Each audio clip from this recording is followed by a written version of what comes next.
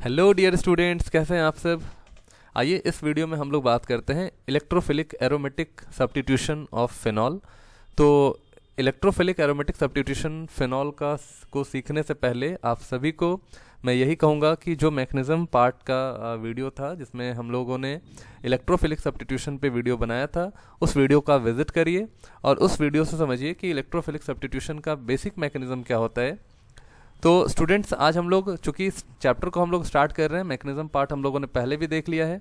तो chapter point of view से अगर हम देखें तो इलेक्ट्रोफिलिक एरोमेटिक सब्स्टिट्यूशन में बेसिकली जो फिनॉल है हमारा, ठीक है, फिनॉल ऑर्थो पारा डायरेक्टिंग ग्रुप्स होता है जिसमें आपका OH लगा है, इसमें फिनॉल के अंदर OH लगा होता है और ये एक ऑर्थो पारा डायरेक्टिंग ग्रुप होता है। और इसमें अगर हम इलेक्ट्रोफाइल को सब्स्टिट्यूट करें तो ये ऑर्थो और पैरा पे जाकर सब्स्टिट्यूट होता है और पैरा वाला हमारा मेजर प्रोडक्ट होता है, ठीक है। तो इन सब चीज़ों को हम अभी देखने वाले हैं, बहुत अच्छे से इसको समझिएगा। इस वीडियो को पूरा अंत तक देखिएगा, क्योंकि अगर आप इसको पूरा वीडियो नहीं देखेंगे आपको बिल्कुल भी समझ में नहीं आएगा, आपका मार्क्स फिर एवरेज ही रह जाएगा। तो बच्चों, इस वाले चैप्टर को अच्छे से समझिए और चैनल को सब्सक्राइब करिए। तो देखते हैं इलेक्ट्रोफिलिक एरोमेटिक सब्स्टिट्यूशन। तो आइए स्टार्ट करते हैं। देखिए हमारे पास क्या है, इलेक्ट्रोफिलिक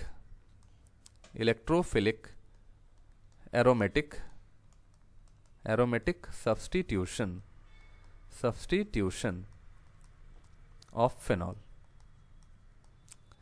देखो, हम लोग जानते हैं कि जो फिनॉल होता है उसमें OH ग्रुप लगा रहता है ना, यहाँ पे OH ग्रुप लगा रहता है। अब ऑक्सीजन पे यहाँ पे इलेक्ट्रॉन पेयर होता है और आप जानते हैं कि यहाँ का जो लोन पेयर है ये रेजोनेंस का पार्ट है, ठीक है ना। तो यहाँ पे रेजोनेंस होगा और जो इलेक्ट्रॉन की क्राउडिंग आएगी वो आपको ऑर्थो और पैरा पोजीशन पे आएगी, ठीक है ना। आपको पता है कि ये इलेक्ट्रॉन पाई इलेक्ट्रॉन शिफ्ट करके ऑक्सीजन पे और नीचे का जो पाई इलेक्ट्रॉन शिफ्ट करके फिर अगेन इस वाले कार्बन पे आएगा। तो यहाँ पे ऑर्थो और पैरा पे इलेक्ट्रॉन की डेंसिटी ज़्यादा होती है। तो ड्यू टू, यहाँ पे देखो, due to plus M effect of OH, benzene is ortho para directing, ठीक है ना। बेंजीन क्या हो गया, ये बेसिकली ऑर्थो पैरा डायरेक्टिंग होगा। तो OH ग्रुप हमारा बेसिकली जो है ये प्लस एम इफेक्ट शो करता है, यानी कि इलेक्ट्रॉन रेजोनेंस के थ्रू ऑर्थो और पैरा पे ज़्यादा इसकी डेंसिटी इनको इंक्रीज करवाता है। तो यहाँ पे देखिए ये ऑर्थो पैरा डायरेक्टिंग है। तो हम अगर इलेक्ट्रोफाइल को सब्स्टिट्यूट करना चाहें तो ये सब्स्टिट्यूशन बेसिकली कहाँ पे होगा, तो ये सब्स्टिट्यूट होगा ऑर्थो पोजीशन पे और ये सब्स्टिट्यूट होगा पैरा पोजीशन पे। क्यों? क्योंकि ये आपका एक इलेक्ट्रॉन डिफिशिएंट स्पीशीज होता है, ठीक है ना। इसे इलेक्ट्रॉन चाहिए तो कहाँ पे इलेक्ट्रॉन मिलेगा, तो इलेक्ट्रॉन मिलेगा बेसिकली यहाँ पे ऑर्थो पे और पैरा पोजीशन पे, ठीक है ना। तो ये बेसिकली इसका जो मैकेनिज्म है, आप मैकेनिज्म वाले वीडियो को आप सर्च कीजिए, वहाँ देखिए RA अकेडमी चैनल पे, आपको सब समझ में आएगा। वीडियो इसको पूरा देखिएगा, ठीक है। अब देखिए, तो हमारा जो इलेक्ट्रोफाइल सब्स्टिट्यूट होता है that is on ortho and para position. यहाँ पे हमारा इलेक्ट्रोफाइल एक ऑर्थो पे आ गया, दूसरा हमारा जो इलेक्ट्रोफाइल है this will comes at para position and हम जानते हैं कि पैरा वाला हमारा जनरली ये मेजर प्रोडक्ट हमारा होता है, ठीक है ना। ये बहुत इंपॉर्टेंट है। अब देखिए, अब चूंकि यहाँ पे जो फिनॉल है, ठीक है, इसे हमें अभी नाइट्रेशन कराना है। देखो हमारे पास ये फिनॉल हो गया, नहीं फिनॉल, अब इसे हमें नाइट्रेशन कराना है। तो नाइट्रेशन ऑलवेज ध्यान रखिएगा कि 5 to 10 डिग्री सेंटीग्रेड पे ही, यानी कि लो टेम्परेचर पे कराना होता है, लो टेम्परेचर पे हम कराएंगे, ठीक है। और इसके लिए हमें क्या चाहिए, हमें चाहिए डाइल्यूट HNO3। अगर आप कॉन्क यहाँ पे HNO3 यूज़ करते हैं तो फिर यहाँ पे अल्कोहल ऑक्सीडाइज हो जाता है, लेकिन हमें अल्कोहल को ऑक्सीडाइज नहीं करना है, हमें नाइट्रेशन कराना है, यानी हमें ऑर्थो नाइट्रोफेनॉल और पैरा नाइट्रोफेनॉल फॉर्म करना है। तो देखिए डाइल्यूट HNO3 हमें लेना है। अब डाइल्यूट HNO3 लेने से इसका जो पावर है डाइल्यूट HNO3 का नाइट्रेट आयन का, ये बहुत ही लेस अमाउंट में आपको यहाँ पे मिलता है, ठीक है ना, क्योंकि डाइल्यूट कंडीशन में। तो यहाँ पे क्या होगा, OH। अब देखिए यहाँ पे जो डाइल्यूट HNO3 है इसने NO2 प्लस आयन को जनरेट किया, ठीक है, और ये क्या होगा, ये ऑर्थो पोजीशन पे आकर सब्स्टिट्यूट हो जाएगा। एक ऑर्थो पोजीशन पे गया और एक आपको यहाँ पे पैरा पोजीशन पे मिलता है, एक पैरा पोजीशन पे मिलता है, ठीक है।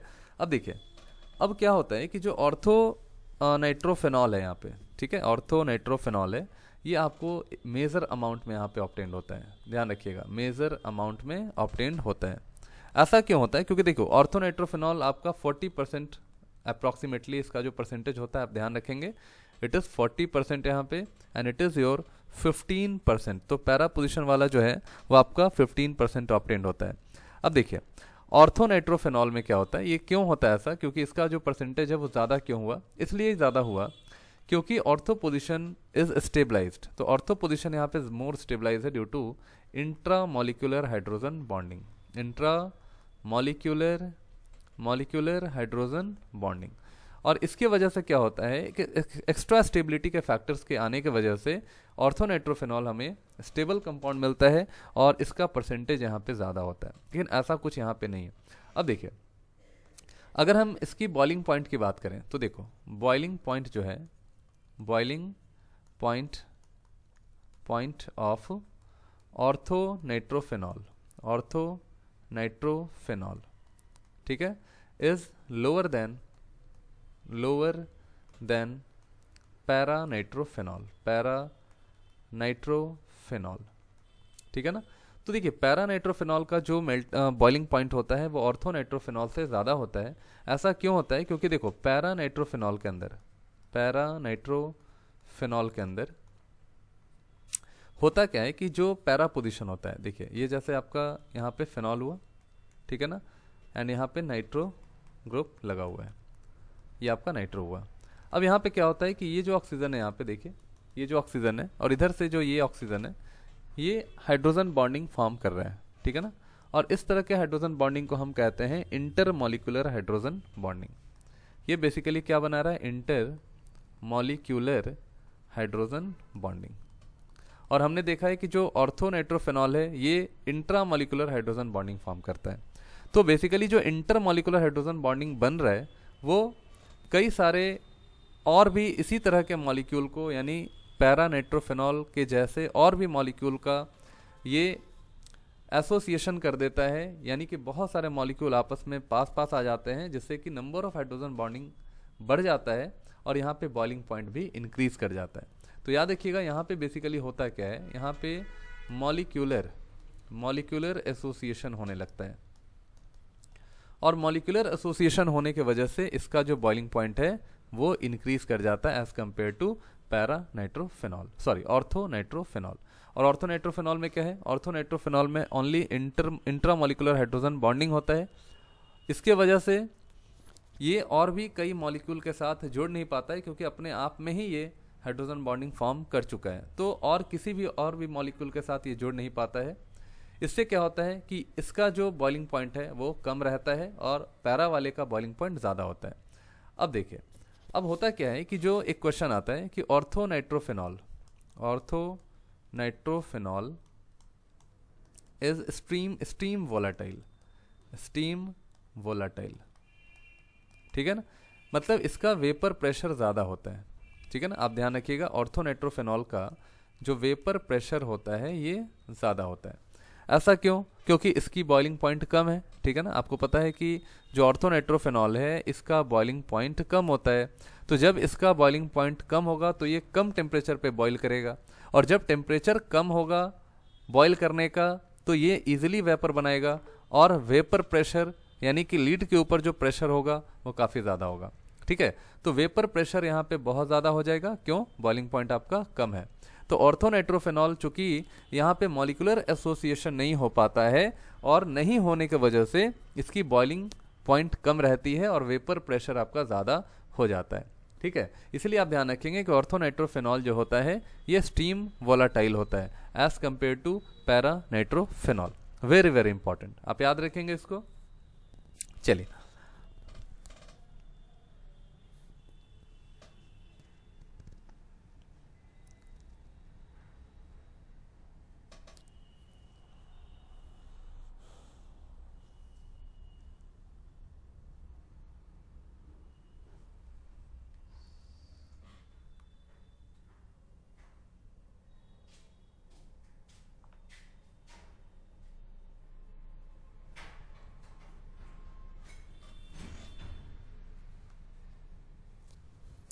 अगर हम बात करें फिनॉल का रिएक्शन कॉन्क नाइट्रिक एसिड के साथ, reaction of phenol with conc HNO3। तो देखिए अब हम कॉन्क HNO3 की बात करते हैं। जैसे मान लो ये आपका फिनॉल है और यहाँ पे हमने लिया है कॉन्क HNO3, ठीक है। तो अगर हमने कॉन्क HNO3 ले लिया तो कॉन्क HNO3 के प्रेजेंस में ये क्या होता है, देखो नाइट्रेशन हमें करना है, तो नाइट्रेशन कॉन्क HNO3 और एक आपको एसिड भी लेना होता है जिसे हम बोलते हैं कॉन्क H2SO4, ठीक है, सल्फ्यूरिक एसिड। बेसिकली हमें क्या चाहिए, हमें सल्फ्यूरिक एसिड के ही प्रेजेंस में हमें नाइट्रेशन कराना है, यानी NO2 आपको ऑब्टेन्ड करना है। अभी देखो ये क्या होता है, जैसे कॉन्क लिया है तो कॉन्क लेने से हमें क्या हो जाएगा, यहाँ पे मोर एंड मोर बहुत ज़्यादा अमाउंट में NO2 प्लस आपको रिलीज करेगा, और ये ऑर्थो एंड पैरा पोजीशन पे जितने भी पोजीशन ऑर्थो के होंगे उन सभी पोजीशन पे आएंगे NO2, यानी कि यहाँ पे 2 पोजीशन ऑर्थो वाला है और 1 पोजीशन यहाँ पे पैरा वाला है। तो यहाँ पे बेसिकली आपका बन रहा है 2,4,6 ट्राई नाइट्रो फिनॉल। ये हमें दे रहा है क्या, 2,4,6 ट्राई नाइट्रो फिनॉल। इसको हम लोग पिक्रिक एसिड भी कहते हैं, पिक्रिक एसिड भी कहा जाता है। It is very very important, है ना। तो याद रखिएगा कि अगर कॉन्क HNO3 है तो उसके प्रेजेंस में हम लोग क्या करते हैं, हम लोग 2,4,6 ट्राई नाइट्रो फिनॉल का फॉर्मेशन करते हैं।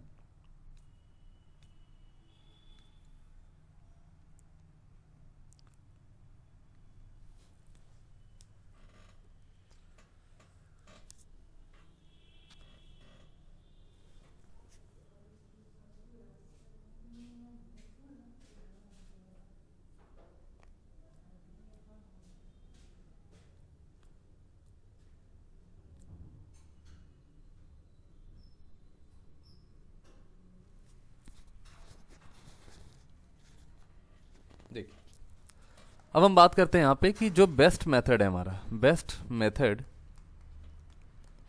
ऑफ प्रिपरेशन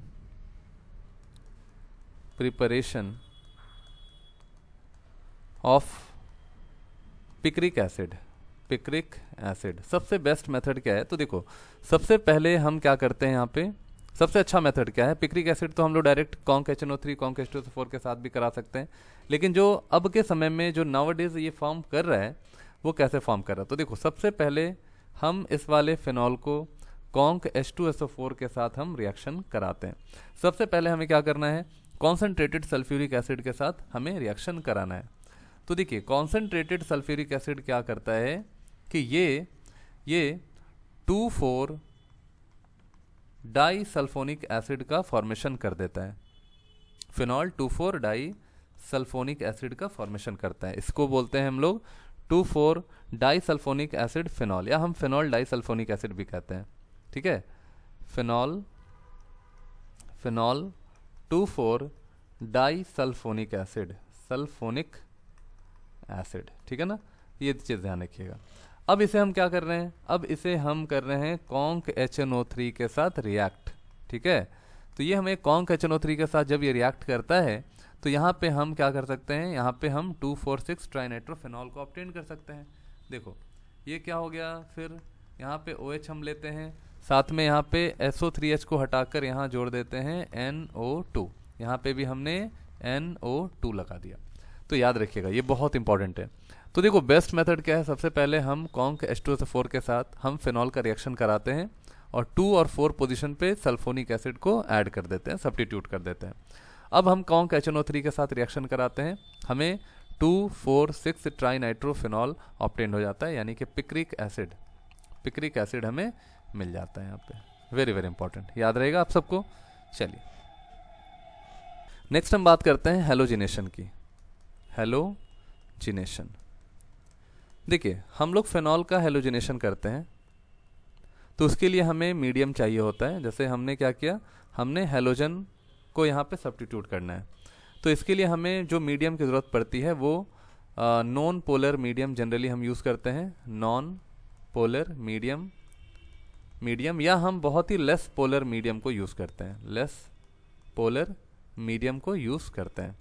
जैसे कार्बन डाइसल्फाइड हो गया, ठीक है, याद रखिएगा CHCl3 होता है, ये भी आप ध्यान रखेंगे। CCl4 होता है। ऐसे जो भी मीडियम्स होते हैं उनके प्रेजेंस में हम क्लोरीनेशन या हेलोजिनेशन कराते हैं। तो ये क्या करता है, यहाँ पे देखो बेसिकली ये जो है ऑर्थो और पैरा प्रोडक्ट हमें देता है। यानी यहाँ पे आपका X हो गया, यहाँ पे भी आपका X हो गया, ठीक है ना। तो ये बेसिकली क्या हो गया हमारे यहाँ पे मेजर प्रोडक्ट हो गया, ये आपका माइनर प्रोडक्ट हो गया। तो आप ब्रोमिनेशन कराएंगे, अगर मान लेते हैं Br2 को आप ऐड करना चाहते हैं, Br2 का आप रिएक्शन कराना चाहते हैं, तो यहाँ पे ऑर्थो और पैरा पोजीशन पे दोनों जगह पे आप Br सब्स्टिट्यूट, ठीक है। हेलोबेंजीन के केस में आप जो हेलोजिनेशन कराते थे वो लुईस एसिड के प्रेजेंस में कराते थे, ठीक है। जैसे आप मान लो यहाँ पे आपने हेलोजन ले लिया और जब यहाँ पे आपने क्लोरीनेशन कराया था तो आपको याद होगा यहाँ पे हमने लुईस एसिड लिया था। जैसे FeCl3 हमने ले लिया था, AlCl3 ले लिया था, लुईस एसिड लिया था। ऐसा इसलिए हम लोग करते हैं कि यहाँ पे क्लोरीन को आसानी से पोलराइज किया जा सके, ठीक है। तो FeCl3 के प्रेजेंस में क्लोरीन ईजिली पोलराइज हो जाता है, ईजिली पोलराइज हो जाता है। और जब यहाँ पे पोलराइजेशन होता है तो क्लोरीन प्लस आपको ईजिली ऑब्टेन्ड हो जाता है। लेकिन फिनॉल के केस में ऐसा नहीं है। देखिए फिनॉल के केस में क्या है कि OH ऑलरेडी एक स्ट्रॉन्ग +M इफेक्ट शो कर रहा है, ठीक है। तो यहाँ पे क्या है, हमें चूंकि मीडियम की ज़रूरत पड़ती है, तो मीडियम में हमें लुईस एसिड लेने की ज़रूरत नहीं है। जब यह फिनॉल होता है तो हेलोजन ईजिली यहाँ पे in presence of non polar medium भी ये पोलराइज हो जाता है, क्योंकि ये बहुत ही अच्छा एक्टिवेटिंग ग्रुप का होता है। मतलब OH group is good activating in nature, बहुत अच्छा नेचर का है, एक्टिवेटिंग नेचर का है। इसीलिए OH जो है आसानी से यहाँ पे इस वाले कार्बन पे इलेक्ट्रॉन की डेंसिटी को बढ़ाता है, और X2 जो है आसानी से यहाँ पे इजीली पोलराइज हो जाता है और यहाँ पे X आपका अट्रैक्ट हो जाता है, ठीक है। तो इस चीज़ को ध्यान में रखिएगा कि लुईस एसिड जो है इसकी ज़रूरत हमें नहीं होती है। तो यहाँ पे लिखेंगे during halogenation during hallucination of phenol non-polar medium is required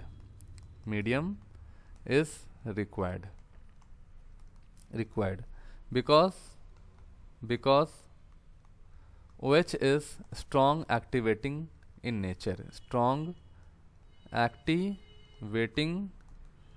nature, ठीक है। तो यहाँ पे लुईस एसिड लेने की ज़रूरत हमें नहीं पड़ती, क्योंकि OH आपका ऑलरेडी एक स्ट्रॉन्ग एक्टिवेटिंग नेचर का होता है। ये आप अच्छे से यहाँ पे याद रखेंगे, वेरी वेरी इंपॉर्टेंट। तो हमारा हेलोजिनेशन पोर्शन हेलोजिनेशन भी हो चुका है। अब हम बात करते हैं ब्रोमीन वाटर के साथ रिएक्शन। देखो नेक्स्ट हम बात करते हैं ब्रोमीन वाटर के साथ रिएक्शन ऑफ फिनॉल, तो अच्छे से आप याद रखेंगे इसको, है ना।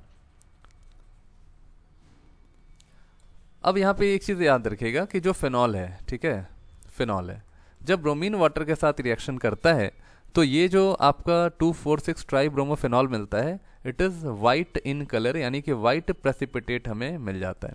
तो 2,4,6 ट्राइब्रोमोफिनॉल का वाइट PPT हमें यहाँ पे ऑब्टेन्ड हो जाता है। वेरी वेरी इंपॉर्टेंट, आप इसको याद रखिएगा।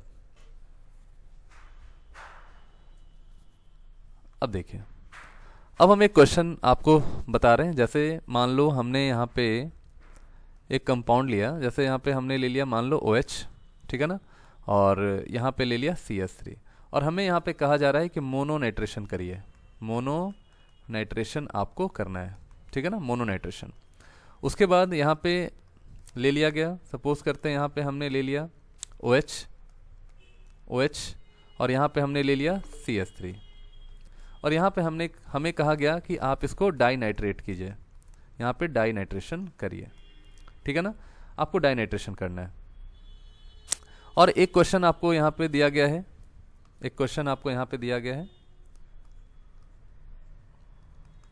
ठीक है।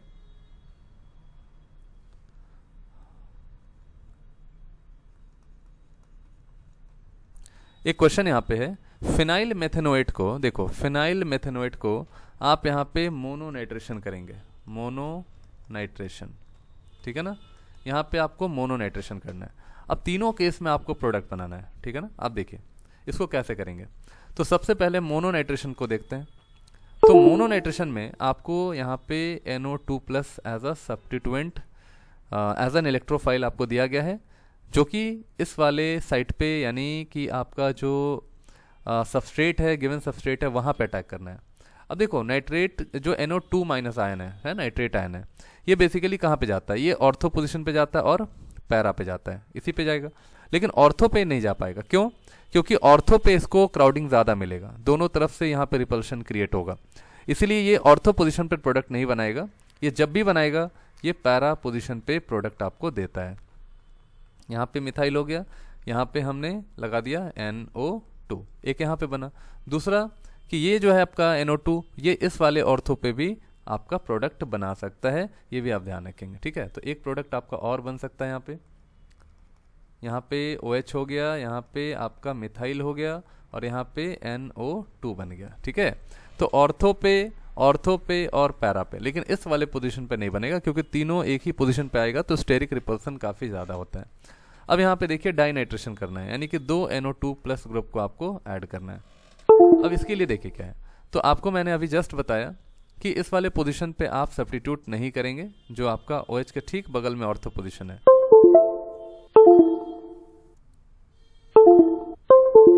तो इस वाले पोजीशन पे आपको सब्स्टिट्यूशन नहीं करना है, आपको सब्स्टिट्यूशन यहाँ पे और यहाँ पे करना है, क्योंकि स्टेरिक क्राउडिंग हो जाती है। देखिए कॉल्बेज रिएक्शन को हम क्या करते हैं, सबसे पहले हम फिनॉल का फिनॉक्साइड आयन तैयार करते हैं। जैसे ये हमारा फिनॉल हुआ, तो फिनॉल का हमें फिनॉक्साइड बनाने के लिए क्या चाहिए, तो हमें एक बेस चाहिए, स्ट्रॉन्ग बेस चाहिए, ठीक है ना। तो स्ट्रॉन्ग बेस के प्रेजेंस में ये फिनॉक्साइड आयन फॉर्म कर लेगा, ठीक है। ये आपका एसिड है और this is your strong base. तो एसिड बेस रिएक्शन होगा, यहाँ से वाटर आपका बाहर चला जाएगा और यहाँ पे बन जाएगा O minus Na+, this is your O minus Na+। अब क्या करते हैं हम, अब इसे हम कार्बन डाइऑक्साइड के साथ ट्रीट करते हैं। अब देखिए होता क्या है कि ये जो आपका फिनॉक्साइड आयन है ये +M इफेक्ट शो करता है। कौन सा इफेक्ट शो करता है, +M इफेक्ट शो करता है। अब ये अगर +M इफेक्ट शो करता है तो ऑर्थो पोजीशन पे क्या होगा, ऑर्थो पोजीशन पे इलेक्ट्रॉन की क्राउडिंग आएगी, ठीक है ना। ऑर्थो पोजीशन पे इलेक्ट्रॉन की क्राउडिंग आएगी और जैसे ही ऑर्थो पोजीशन पे इलेक्ट्रॉन की क्राउडिंग आएगी, यहाँ पे क्या होगा, यहाँ से इस कार्बन डाइऑक्साइड को इलेक्ट्रॉन मिलेगा। देखो जैसे हमने कार्बन डाइऑक्साइड को ऐसे बना दिया, ये कार्बन डाइऑक्साइड, तो देखो यहाँ से जो इलेक्ट्रॉन है इस कार्बन को मिला, ठीक है। ये पाई इलेक्ट्रॉन शिफ्ट करके ऑक्सीजन पे गया, तो यहाँ पे डबल बॉन्ड O, यहाँ पे हमारे पास O- हो गया। तो जैसे ही ये पाई इलेक्ट्रॉन, देखो सबसे पहले फिनॉक्साइड आयन का जो O- है वो इलेक्ट्रॉन अगर सप्लाई करेगा तो ये पाई इलेक्ट्रॉन टूट के इस पैरा पोजीशन, ऑर्थो पोजीशन पे आएगा। यहाँ से जो इलेक्ट्रॉन आपका है इस कार्बन को मिलेगा, कार्बन को जैसे ही मिला ये पाई इलेक्ट्रॉन आपका ऑक्सीजन की तरफ शिफ्ट हो जाएगा। जैसे ही ऑक्सीजन पे के पास गया तो यहाँ पे बेसिकली हमारा जो ऑक्साइड आयन है, यानी कि हम कह सकते हैं जो एसीटेट आयन है, वो आपका यहाँ पे फॉर्म किया। अब हम क्या लेते हैं लास्ट में, अब हम लेते हैं हाइड्रोलिसिस। अब हम यहाँ पे हाइड्रोलिसिस करते हैं। तो हाइड्रोलिसिस से क्या होगा, हाइड्रोलिसिस में यहाँ पे वाटर है, तो वाटर के साथ ये रिएक्ट करके यहाँ से प्रोटोन को ये ट्रैप करेगा। तो जब ये प्रोटोन ट्रैप करेगा तो क्या हो जाएगा, सोचो प्रोटोन अगर ये ट्रैप किया तो यहाँ पे हो गया O- Na+ और यहाँ पे बन गया C डबल बॉन्ड O और OH, this is your salicylic acid, ठीक है, सैलिसिलिक एसिड। अब यहाँ देखो अब क्या होता है, यहाँ पे प्रोटोन एक्सेप्ट किया, अब ये O- Na+ भी, अगेन ये हाइड्रोलिसिस करोगे तो यहाँ पे भी OH आ जाएगा। तो यहाँ पे फाइनली अगर हम H2OH+ मीडियम में रिएक्शन कराते हैं तो हमारा जो फिनॉक्साइड आयन था ऊपर, ये कन्वर्ट हो गया OH में और यहाँ पे बन गया आपका C double bond O OH, this is your salicylic acid, salicylic acid, very very important, ठीक है। तो ये चीज़ आपको यहाँ पे बहुत अच्छे ध्यान रखना है। तो फाइनली अगर मैं इसका शॉर्टकट करूँ तो देखो सबसे पहले हमें यहाँ पे फिनॉल लेना है। देखिए हमें यहाँ पे फिनॉल लेना है, सबसे पहला जो रिएजेंट हमें लेना है यहाँ पे सोडियम हाइड्रोक्साइड, दूसरा जो हमें लेना है कार्बन डाइऑक्साइड और तीसरा हमें करना है हाइड्रोलिसिस। ये 3 प्रोसेस आपको करना है और यहाँ पे आपको मिल जाएगा सैलिसिलिक एसिड OH और यहाँ पे COOH हो जाता है, वेरी वेरी इंपॉर्टेंट, ठीक है। तो इस चीज़ को आपको बहुत अच्छे से यहाँ पे ध्यान में रखना है। चलिए अब हम नेक्स्ट रिएक्शन की बात करें तो जो हमारा नेक्स्ट रिएक्शन है that is Reimer Tiemann reaction, है ना, Reimer Tiemann reaction. Reimer Tiemann reaction, Reimer Tiemann reaction. देखो अब रीमर टीमन रिएक्शन में हम लोग क्या करते हैं, हम लोग सबसे पहले लेते हैं फिनॉल, ठीक है, ये फिनॉल का रिएक्शन है, याद रखिएगा, फिनॉल लेते हैं। अब इसका रिएक्शन हम सबसे पहले क्या करते हैं, सबसे पहले हम फिनॉल का हम रिएक्शन कराते हैं क्लोरोफॉर्म। फिनॉल का रिएक्शन हम रीमर टीमन रिएक्शन के अंदर अगर हम बात करें तो सबसे पहले हम यहाँ पे फिनॉल लेंगे, इसका रिएक्शन हम कराएंगे,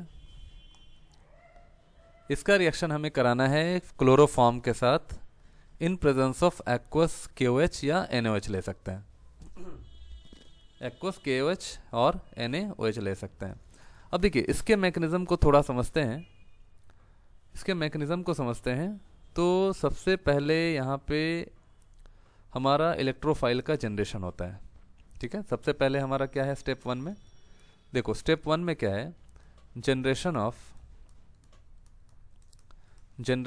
ऑफ इलेक्ट्रोफाइल,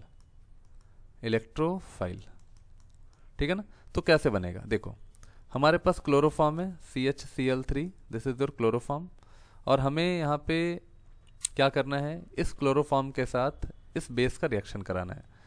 तो हमारे पास ये जो बेस है ये बेसिकली इस प्रोटॉन को ट्रैप करेगा। आपको पता है कि जो क्लोरोफॉर्म है इसका जो हाइड्रोजन है ये बहुत ही ज़्यादा आपका एसिडिक प्रोटॉन कहलाता है, मतलब बहुत ज़्यादा एसिडिक है नेचर का। कैसे, क्योंकि कार्बन और क्लोरीन के बीच में जो आपकी पोलैरिटी होती है वो कार्बन की बहुत ज़्यादा होती है ना, पॉजिटिव चार्ज बहुत ज़्यादा आएगा, क्योंकि सभी क्लोरीन जो है मिलकर इलेक्ट्रॉन को अपनी तरफ पुल कर रहा है, इसी वजह से यहाँ पे प्लस चार्ज आता है और इसी की वजह से यहाँ पे भी प्लस चार्ज आता है। तो ये हाइड्रोजन आपका बहुत ही ज़्यादा अच्छा मतलब प्रोटॉन माना जाएगा, ये आपका प्रोटॉन होता है। तो ये बेसिकली जो आपका OH है ये इस प्रोटॉन को ट्रैप करेगा, और जैसे ही ट्रैप करेगा यहाँ से वाटर बन के बाहर निकलेगा। तो जैसे ही वाटर बनेगा यहाँ से एक chlorine as a leaving group बाहर चला जाएगा, तो आपके पास यहाँ पे CCl2 नाम का एक इलेक्ट्रोफाइल जनरेट हो जाता है, इलेक्ट्रोफाइल जनरेट हो जाता है, ठीक है। अब देखिए, अब ये जो इलेक्ट्रोफाइल है इस फिनॉल के ऊपर यहाँ पे देखिए, यहाँ पे फिनॉल सबसे पहले यहाँ पे जो फिनॉल है ये NaOH के साथ भी रिएक्शन कर रहा है, NaOH के साथ रिएक्शन कर रहा है। तो यहाँ पे एसिड बेस रिएक्शन होने की वजह से यहाँ पे सोडियम फिनॉक्साइड आपका फॉर्म करेगा। अब यहाँ पे देखिए CCl2 जो आपका इलेक्ट्रोफाइल है ये आएगा कहाँ पे, ये ऑर्थो पोजीशन पे आकर अटैच करेगा। तो जैसे ही ऑर्थो पोजीशन पे आकर ये अटैच करेगा, जैसे ही ऑर्थो पोजीशन पे आकर अटैक करेगा, यहाँ पे देखिए O- Na+ और यहाँ पे हो गया CCl2, ठीक है। इसको इस चूंकि यहाँ पे क्या हो गया, यहाँ पे इलेक्ट्रॉन मिला, किसको इलेक्ट्रॉन मिला, तो CCl2 को यहाँ पे इलेक्ट्रॉन मिला, ध्यान से देखिएगा, CCl2 को यहाँ से ये पाई इलेक्ट्रॉन इसको मिला। तो जैसे ही इसको इलेक्ट्रॉन मिलेगा यहाँ पे इस वाले कार्बन पे आएगा माइनस चार्ज, ठीक है ना, माइनस चार्ज हो गया, और इस वाले पे हो गया हमारा प्लस चार्ज, यहाँ पे डबल बॉन्ड, यहाँ पे डबल बॉन्ड हो गया, गेट यहाँ पे लॉस्ट हो गया। तो एरोमेटिसिटी को फिर से रीगेन करने के लिए ये अपने प्रोटॉन को, देखो यहाँ पे जो प्रोटॉन है ये प्रोटॉन आपका बाहर निकल के यहाँ पे आपका डबल बॉन्ड फॉर्म कर लेता है। तो देखिए यहाँ पे आपका क्या हो गया, ये जैसे ही प्रोटॉन बाहर निकला यहाँ पे आपका डबल बॉन्ड आकर जुड़ गया, यहाँ पे O- Na+ हो गया। अब ये जो देखो प्रोटॉन निकला है, ये प्रोटॉन कहाँ जाएगा, ये जो H+ निकला है यहाँ पे, ये H+ इस वाले एनायन को मिल जाता है, यानी कि एनायन के पास जाकर यहाँ पे ये प्रोटॉन जुड़ जाता है, ठीक है ना, यहाँ पे बन गया। तो यहाँ पे basically this is your intermediate, ये हमारा क्या हो गया, इंटरमीडिएट का फॉर्मेशन हो गया। तो आपको अगर कहीं भी क्वेश्चन कर दे कि रीमर टीमन रिएक्शन में इंटरमीडिएट कौन सा है, तो आपको यहाँ पे ध्यान में रखना है CHCl2 ऑर्थो पोजीशन पे जो गया है दैट इज इंटरमीडिएट, यही आपका इंटरमीडिएट होगा। अब आपको करना क्या है, अब आपको बेस के साथ NaOH के साथ रिएक्शन कराना है। तो देखिए हम यहाँ पे बेस के साथ रिएक्शन कराएंगे O- Na+, तो यहाँ पे CH, देखिए NaOH के साथ रिएक्शन कराएंगे, सब्स्टिट्यूशन रिएक्शन स्टार्ट हो जाएगा, सब्स्टिट्यूशन रिएक्शन यहाँ पे होगा, और यहाँ पे जितने भी क्लोरीन हैं वो सभी के सभी OH के थ्रू रिप्लेस हो जाएंगे, और फाइनली यहाँ पे जेमिनल आपका अल्कोहल जेमिनल आपका अल्कोहल बन रहा है और उसको हम क्या करते हैं यहाँ से बाहर निकाल लेते हैं। वाटर बाहर चला गया, वाटर जब बाहर जाएगा तो यहाँ पे O माइनस Na+ हो गया और यहाँ पे वाटर के जाने से दिस इज योर एल्डिहाइड, यहाँ पे एल्डिहाइड बनेगा। और चूंकि हमारे पास सॉल्यूशन में वाटर भी है तो सॉल्यूशन में जो वाटर है उसके साथ ये रिएक्शन करेगा यहाँ पे सोडियम फेनॉक्साइड, और जब यहाँ पे सोडियम फेनॉक्साइड रिएक्शन करता है तो यहाँ पे फाइनली अल्कोहल का फॉर्मेशन हो जाता है। यहाँ पे क्या हो गया, अल्कोहल बन गया, अल्कोहल हो गया और यहाँ पे CHO। ठीक है, तो एक बार प्रॉपर आप यहाँ पे देख लीजिए अच्छे से।